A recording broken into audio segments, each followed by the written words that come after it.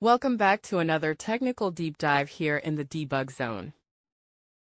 Today, we're tackling a big question and breaking it down with insights from other users.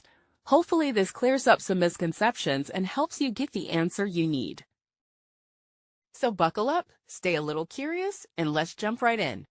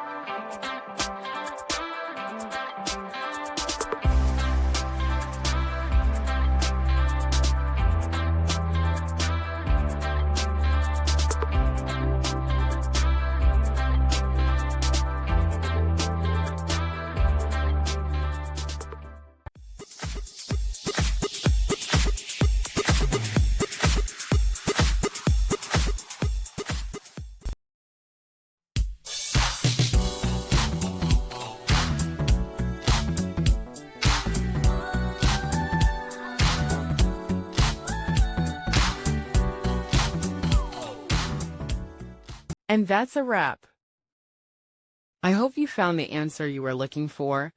If you did, take a second to hit that subscribe button. It really helps out.